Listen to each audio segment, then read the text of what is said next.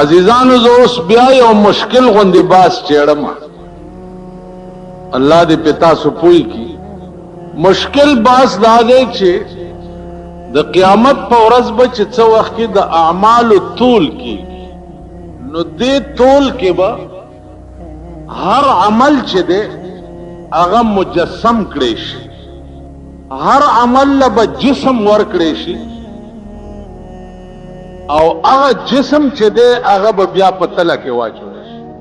چې سړی د جنازې لمونځ وکړي نو د یو لمونځ د جنازې اجر چې دی هغه به د احد د غر عمره، یعنی په یو جنازه یو منټ نه لګي، یو منټ، نو د یو منټ عمل په بدل کې به د قیامت په ورځ ستا په عملنامه کې د احد غر اچولې.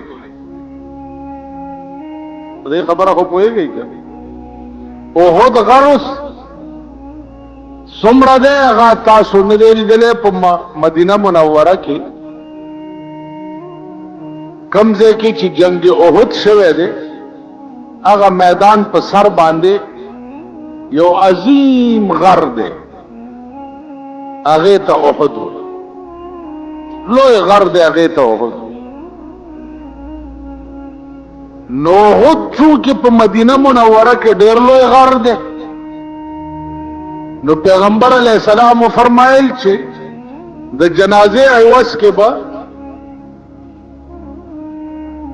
د قیامت په ورځ ستا په عملنامه کې مثل جبل الاحد، په مثل د غر د احد نیکی واچوي.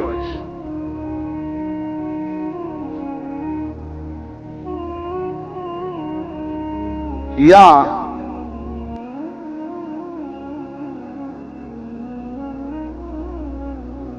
یو قجوره تا چاله د خدای په نامه ورکړه، یو قجوره،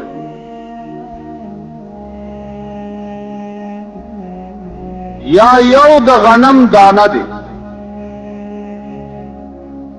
تا چاله د خدای په نامه ورکړه.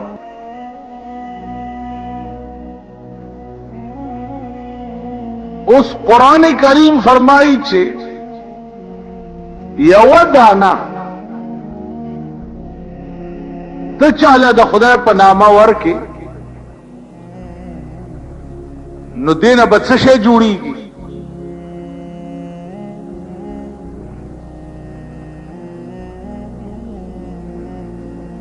نو دینه به جوړیږي څه شی؟ الذين ينفقون اموالهم في سبيل الله كمثل حبة انبتت 7 سنابل في كل سنبلة 100 حبة.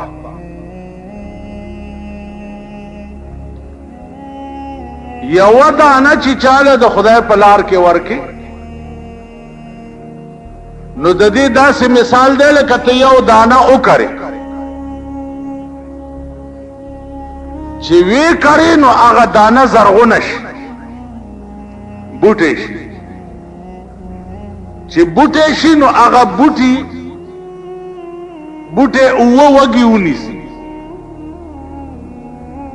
او په هر وږي کې سلسل دانی وي.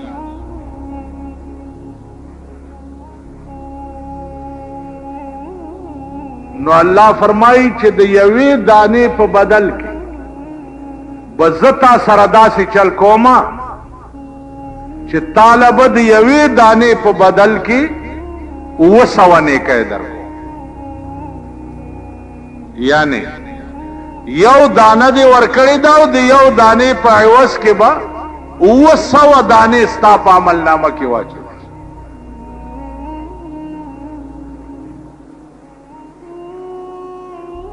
بس هم دا 200 بھئی. اللہ فرمائی نا واللہ یضاعف لمن یشاء،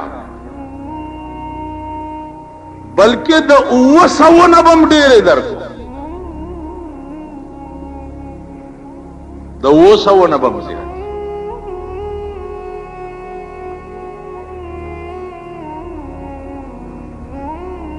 او دومره دا چې د خدای په نامه وی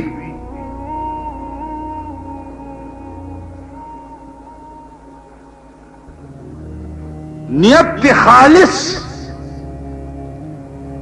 دا وی چې دا شی زه د خدای په نامه دې سړي ته ورکوم او ورې کې داسې چې په ښي لاس یې ورکوې چې دې ګس لاس ته دې پته ونه لګي.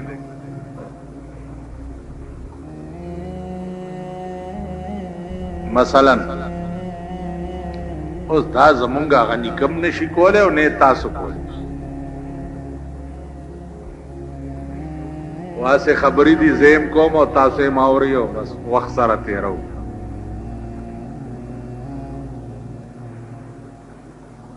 یو سړی درته پته ولګېده چې دا محتاج دی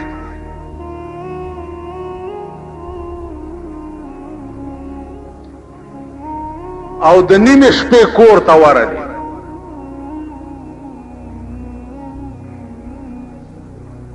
او د وړو غوټه دې شاته اچولې ده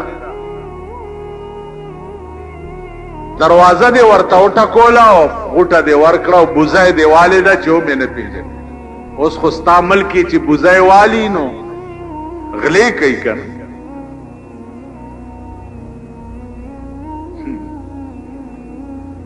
اوس خو چرته ملک کې چې ګوري بوزای به والي کلاشنکوف به در باندې کیدي او لوټ بدی. حکومت اعلان کوي چې ملک بالکل امن و امان دی او خیر خیریت.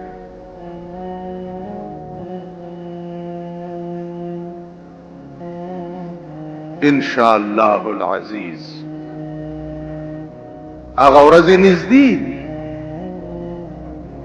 چې پلاره براوانه او جامع بدر نو بس او در پسې باوازو کی چالکا دا جامع راو بخا بیا مې پکې منځ نه کی. هغه ورځې نږدې ستا د پاکستان داسې مثال دی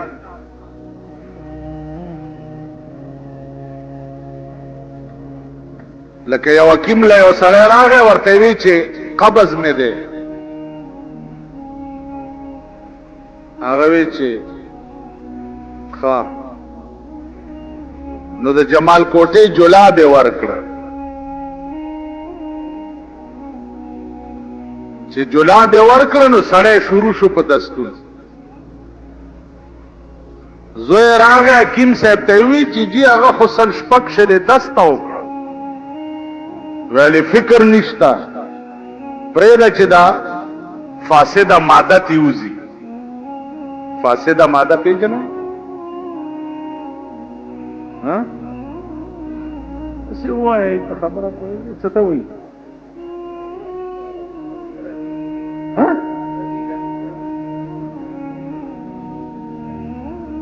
فاسده ماده تیوزي یعنی د خېټې نه ګن بلاوزي.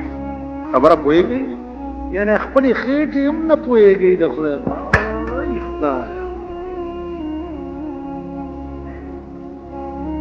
حکیم ورته وی صبر وکړئ چې د خېټه کې ډېر ګن دی چې دا تیوزي مړه 200 دسته بیا یې زوی راغی چې حکیم صاحب خو کټ کې پرېوتو بالکل مري ویل دستونه خو یې بند نه دي ویل نه ویل صبر وکړئ لم ګن پکې پات بیا والا زوی راغی زنکدنې شو ویل دستونه خو یې بند نه دي ویل نه چالو دی ویل صبر وکړئ لا ګن پکې پات چې آخر زوی راغی وی حکیم صاحب پلار مې مړ شو ویل بچیا د مرګ خیر دی خو چې دا ګنده ماده پکې پاتې نه شوه. نو پاکستان حکومت د جمال کوټې جلاب درکړي دي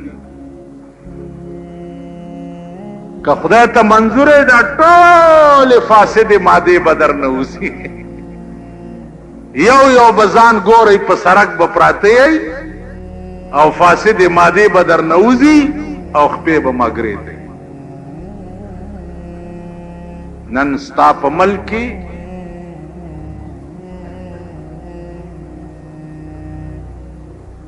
د امن دا حالت چې ورځ تیریږي خلق اوږي کېږي دا خلق به په یو بل چکونه لګول شروع کړي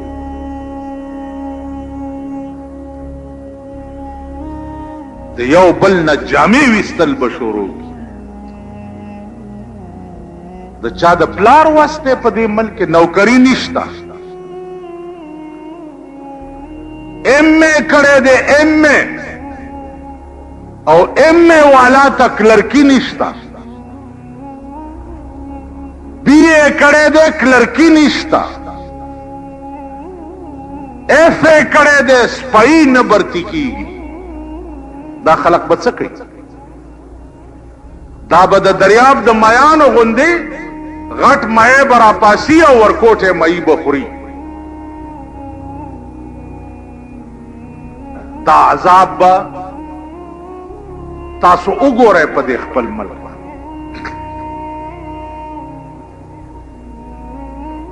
کم خلق چې لږ بر سره روزګار دي داغي خزه وګورئ امبر سره میخي دي په هغه روزګار دوی د خزو اخراجات نشي پورا کولای د خزو اخراجات تاسو لک پته وکړئ په دې بازار کې چې دا شونډو چې کومه سرخی لګئی دا په څو کې په مخ چې کوم کریم پاوډر لګئی دا ډبی په څو کې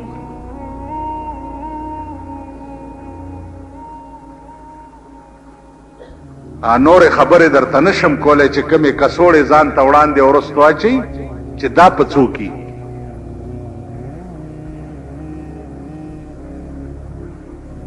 هغه خلق بیا د دې خزو اخراجات نشي پورا کولای نو هغه بیا رشوتونه غستل شروع کی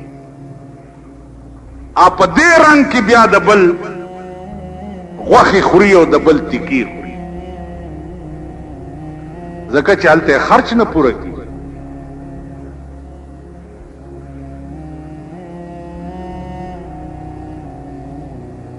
عزیزانو یو ناخن پالش دبه په نکونو چې دا کم پالش خزي مګي دا پته ولګوي چې دا ناخن پالش دبه پڅو کی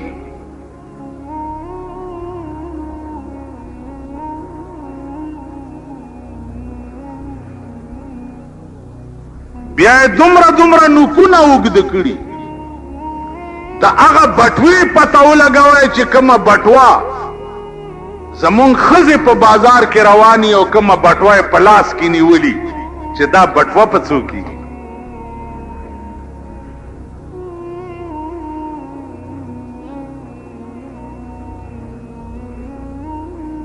تاسو خیال راکړئ نو التاغي ټینګېدې نشي خامخابه دل پیدا کړ بیا د ورځې دو ځله لباس بدلول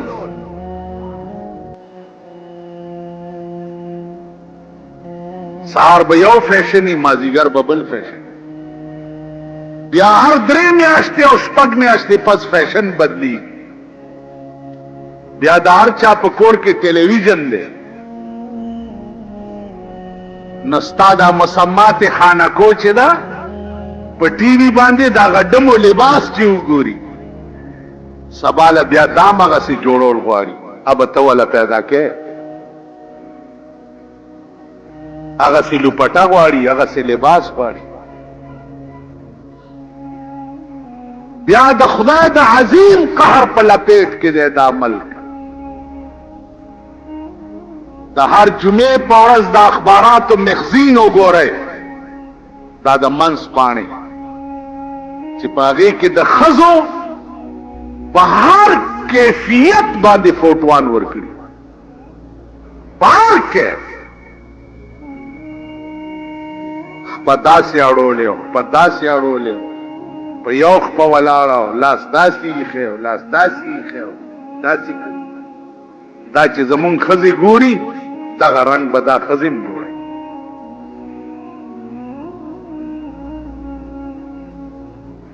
بیا د ښځې باچهي ده، اوس به ګورې په اهم منصبونو باندې به ښځې کېږي.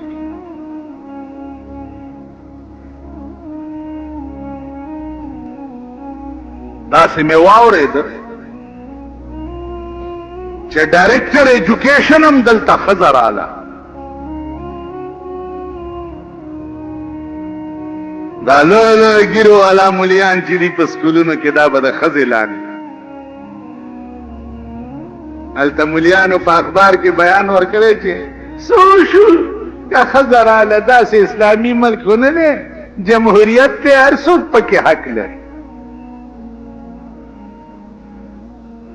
ځکه چې ته هم څه به لږ دا خو چل دی. چا خولې ته چې نوړی ورسېده هغه وایي ووایه درود شریف.